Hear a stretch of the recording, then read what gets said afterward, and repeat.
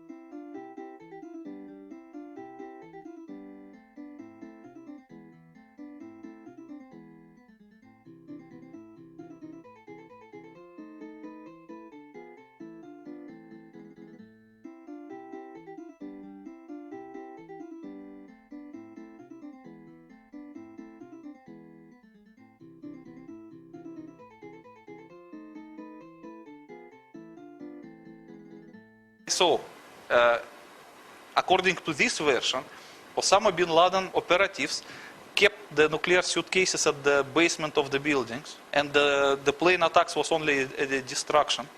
And in reality, they detonated them by nuclear explosions of the stolen Soviet suitcase nukes.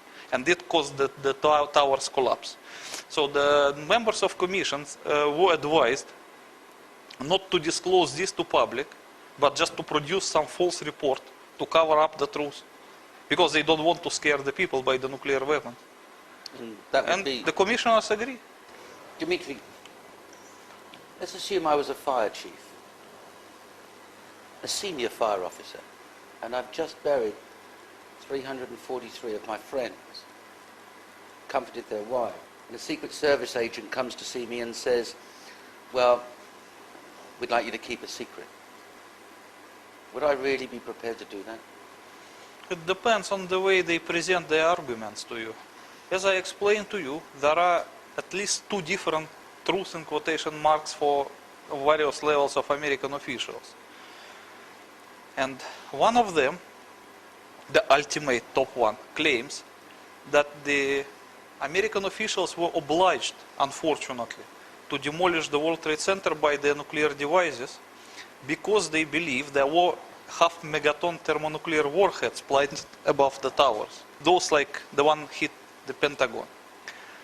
And the reason to demolish the tower was valid enough, because otherwise those warheads may produce half-megaton nuclear explosion, which will destroy the entire New York. And it could kill a few million New Yorkers. So that reason might be valid enough for the fire chief to accept that and to hide the truth. And that is for the top level of the fire officials. But for the middle level of the fire chiefs, there is a second truth also, which claims that the World Trade Center was destroyed by the portable nuclear devices of Osama bin Laden. So in this case, it does not suggest it was murder committed by the American officials, it was by the terrorists. So both of the so-called truths would be enough for the fire chiefs to keep silent. So we're talking about a big lie. Yes. A really, really big lie. And the Commission report and all the members that contributed to that report are parties to that lie. Unfortunately, yes. Doctors are party to that lie. Yes. Media.